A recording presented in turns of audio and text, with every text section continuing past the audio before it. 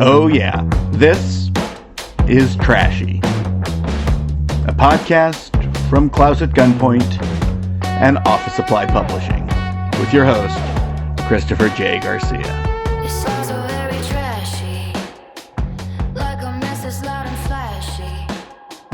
Everybody Introduction. What even is this show? I just happen to be one of those guys who loves the trashy stuff all around him. I also like the highbrow stuff. I'm one of those dudes who happens to have a Spotify playlist that has opera by John Adams, pretty much everything by Katy Perry, and Wesley Willis songs, all on the same playlist. Yeah, I go to art museums. And yes, I love coloring books. I dig the entire spectrum of stuff out there because nothing is inherently better than anything else. Asterisk. There is nothing wrong with enjoying reality TV, just like there is absolutely nothing wrong with liking going to the symphony. There's nothing wrong with reading trashy, smutty romance novels, while in your headphones, you happen to have Shostakovich. It's all media in one way or another. And Trashy's going to look at sort of the lower end of that. Not to justify it, because it doesn't need to be justified. But it does need to be looked at. It does need to be considered. And yeah, there does have to be a little bit of judgment passed, because some of this stuff is not inherently damaging, but has led to some unpleasant over the years. Now, when I had the idea for this podcast, there was one thing that came to mind. One thing I knew I had to cover. And opening with it made sense, because it defined what I consider to be the trashiest decade ever, the 1990s. Of course, I'm talking about the Springer Show. Jerry Springer. So sit back, relax, and enjoy the first episode of Trashy.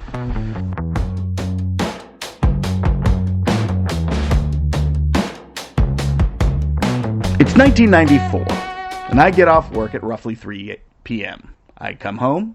I probably pop some sort of frozen meal into the microwave and turn on the TV. It's already a couple of minutes in to the latest episode of the Jerry. Conveniently, the microwave beeps just as the first commercial starts. I get back, I test for the hot portions of the meal, I eat them, put the rest back in at the next one. Because, inevitably, what has happened in that section is absolute insanity. Looking at the Jerry Springer Show, you have to start with Jerry Springer. And I didn't realize this. Springer was born February 13th, 1944, in London, England. Actually, it'd be better to say beneath London, England. There was actually an air raid going on, so they were underground, and he was born there. They came over to the States, and by the early 1970s, he was already involved in politics. He was elected to the Cincinnati City Council in 1971, but he had to resign in 74 because he had paid a prostitute with personal checks. It really is a cash-only thing, so just don't with the check. Also, don't use a credit card. The fees really hurt. He did come back into politics, and in 1977 was elected mayor of Cincinnati, and he did that for a year. He was involved in radio, he had a radio show, and he did a lot of sort of commentary stuff all around. But it was in 1991 that he launched the Jerry Springer Show. And initially, it was completely average. It was a lot like Donahue, in that it would bring on politicians and authors and so forth, and they would do traditional sort of stuff. And at that time, the two biggest names were Phil Donahue and Oprah Winfrey. And Springer just couldn't compete. Yes, he was a very charismatic man. He actually managed to make you think he cared. But Donahue was the gold standard. Oprah Winfrey was huge. And when you look at the people of the past, Merv Griffith, for example, Dick Cavett, any of those sort of guys, it's a very, very difficult world to break into. And it wasn't until 1994 that the show sort of hit on something. And that was with the introduction of a new executive producer. And that producer really came up with this idea of, let's bring in intense topics. Cheating spouses. People with unusual fetishes. People whose jobs put them in conflict with their family. Something that would amp up the emotional response, such that the audience, both in the studio and at home, would have over-the-top reactions to it.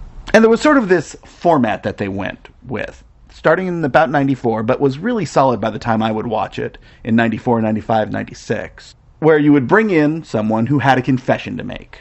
An incredible example is one of the very prime episodes was I Slept with My Brother's Wife. Bring in the guy who slept with his brother's wife, said, well, I'm here to tell my brother that I've slept with his wife. They might do an interview back and forth, and then they'll usually bring in the wife, and they'll talk. Then they'd bring in the brother. The brother would sometimes not know why they were there. Then there'd be the reveal. Bum, bum, bum! And then it would happen.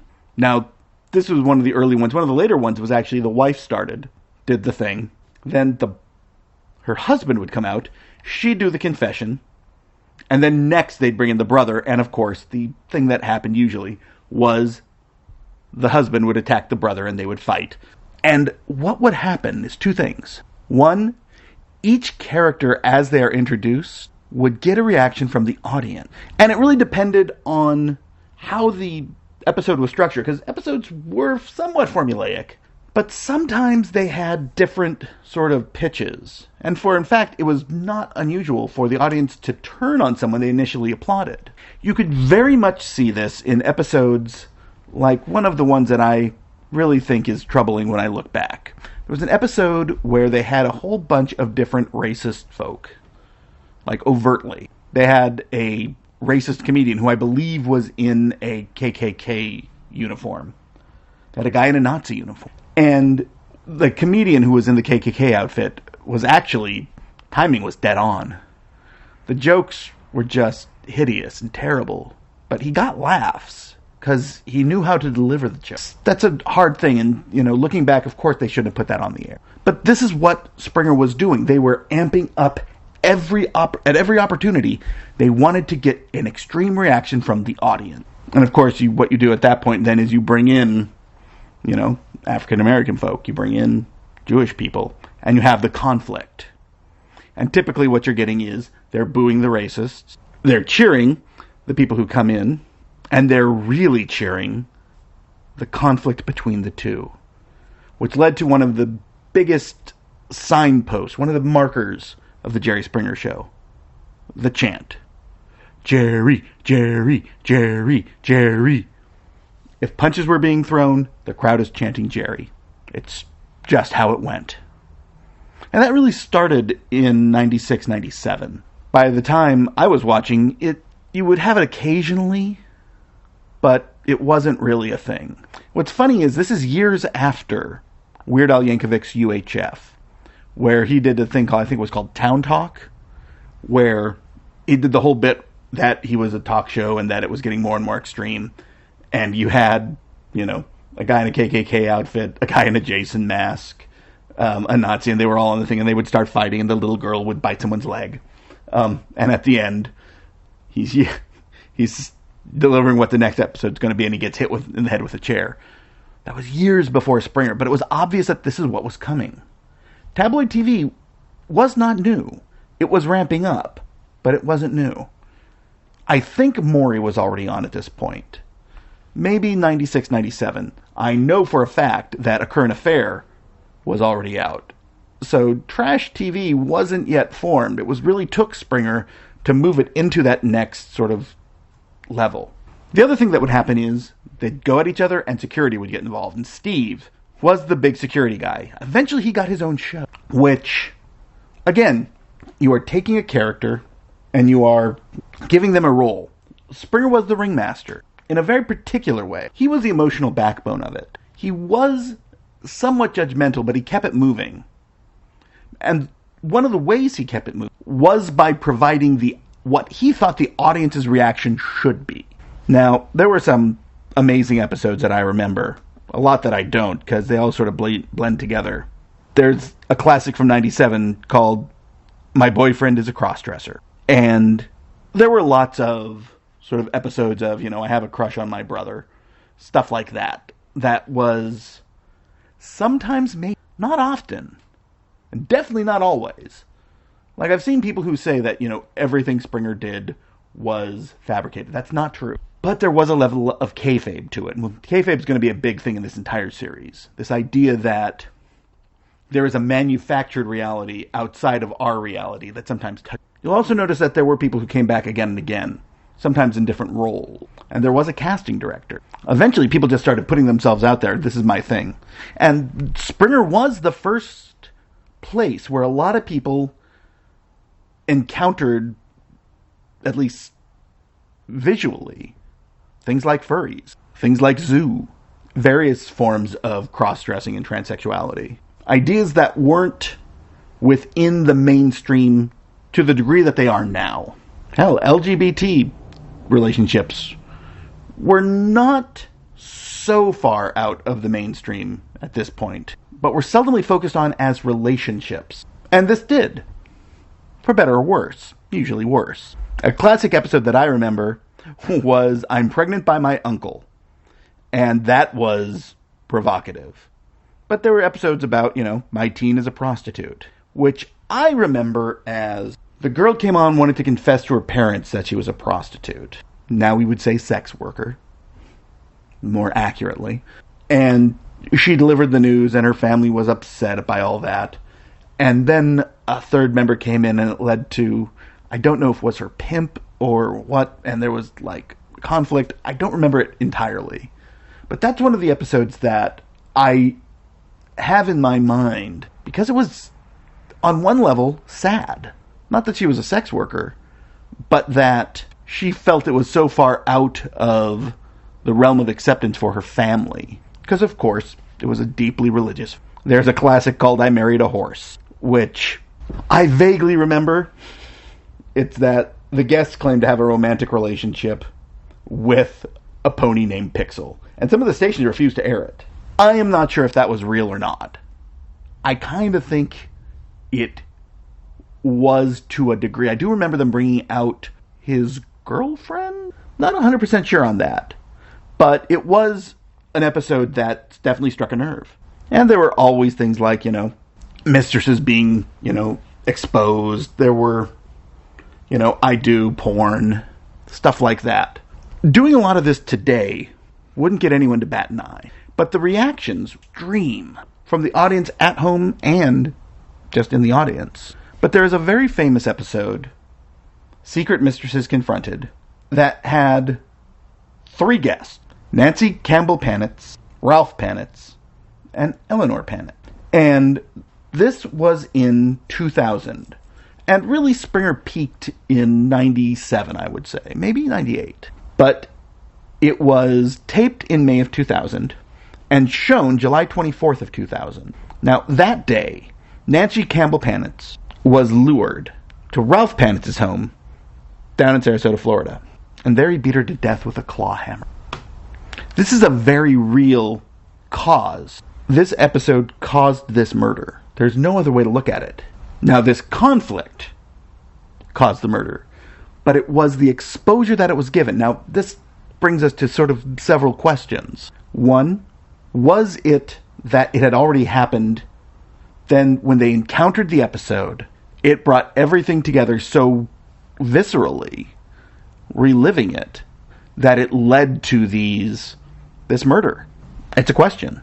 Now, in 2002, he was convicted of second-degree murder, which was debated at the time. And I can remember the early days of, I think it was even on LiveJournal, people talking about what this meant. Was the media responsible for it? Did Springer's show bear any responsibility?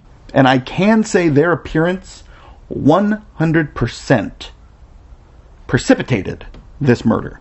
It wasn't the only thing that did, clearly. But by putting themselves in that spotlight, they increased the tension to a degree where there was a breaking point. Does that make Springer responsible? And I don't know about that. It'd be easy to say that he was. I don't know. I wish I knew. I wish I understood the idea that he had both going into and coming out of being on the show. And this led to actually greater screening, this idea of aftercare for people who show up on shows like this. But as you can see from, 25 years on, this is not quite the first murder because of reality, but it sure as hell isn't the last. Now, even by 1995, you had a very big impact on popular culture. And one of my favorites, Timothy Stack, an excellent comedian, decided to parody Springer with a show called Nightstand with Dirk Dietrich. And it was a funny show, because it so dead-on got the Springer concept and just amped everything up just a little. And actually, by probably 2000, 2001, the things that Nightstand was doing were very, very much on par with what Springer was doing. So it debuted in September of 95 and ran in syndication through 1997. It did 96 episodes. It was hilarious. I loved it. And Springer was actually a character on it. The whole thing was that Dietrich's arch nemesis was Springer, and he would occasionally go, "Springer!" And he would pop on and they would argue, and was hilarious. Stack would go on to do a show called Son of a Beach, which I love too. But here's where things get weird. Because in 2003, the Royal National Theatre in London did an opera called Jerry Springer the Opera. It was written by Stuart Lee and Richard Thomas. And it took the sort of grandiose ideas of Springer and put them in opera format. And it actually played the West End. It was a big deal. It did fairly well. I don't know if it ever came to the U.S. I wish it had, if it hadn't. And maybe there's still time for me to produce a version. But again, this is a classic example of the low culture of one generation being the high culture of the next. Although in here that period is only about 4 or 5 years. It was performed and broadcast on BBC Two, January 8th of 2005. Thousands of complaints came in, mostly from groups like the Christian Voice or other, moral groups, saying that this was basically degenerate art. We've heard that phrase across the board for so long that it doesn't really have meaning much anymore. The idea was that moral decency among the average person had gone so far down that you could even produce something that is as culturally relevant as opera dealing with these themes. Okay, that's fine. It happens. Now, after 2000, and really it was the murder that did it, the physical violent aspect sort of pulls back, and the show sort of loses it doesn't quite lose its edge, and they're still chanting Jerry, they're still, I think Steve left the show to do his own thing. But it's really not as big a deal anymore, and I didn't realize this. It was on the air until 2018. That's a long run. But at least 15 of those years, it was not the major thing that it had been. And it lost stations all along the way. Springer himself embraced this idea of him as, not necessarily tastemaker, but he was an elder statesman of the entire reality circus, I guess. He hosted America's Got Talent from 2007 to 2008. He did a show called Judge Jerry after the Jerry Springer show ended for a couple of years. And he was an arbitrator, which is kind of what he did. Now, what I love about Springer was how he ended episodes. He would do a wrap-up and would sometimes moralize and sometimes say, one side was right, another side was wrong. But really, he wrapped it up and gave it some, or at least attempted to, some moral clarity. But then he ended the episode with, take care of yourself and each other. And I think he was saying that for a very important reason. These were clearly people who could not take care of themselves coming on his show. Or at least that's how they were being presented. And the lack of sort of support for that, is what led them to his show. That alone really endeared him to me for a long time. And there's a wonderful podcast, Muriel's Murders, which uses that as take care of yourselves and each other as their sign-off, R.I.P. Jerry's. That's what they say every time. Nick is a good human being. But it's one of those things that, it feels like it's just a brush-off line. This is how you end a show. But there was a sincerity to Jerry that made it. Jerry Springer died in 2023. It's a shame. He had appeared on all sorts of things afterwards because he had become a cultural marker. And his passing really ended that period of television. Because what came after that was the reality thing. And MTV really took the lead on that. And we'll have a whole lot of talking about MTV series. You had other talk shows that came on. Jenny Jones, Sarah Jessica Raphael. that used a lot of Springer's element. What led to Springer was actually much, much older. And it was another thing that started out as serious, instructive, even informative, but that sort of was turned by a very forward-thinking producer or editor. And our next episode is going to look at what was once the buzzword for trashy that later became a serious investigative journalism. Of course, I'm talking about the National Enquirer. And its story goes back a lot further than I would have thought. Thanks for listening to Trashy. We'll be back 2 weeks. Maybe a week. I don't know. I haven't figured out what schedule I'm going to do. Just remember, if you hate yourself for loving it, the odds are it's trashy.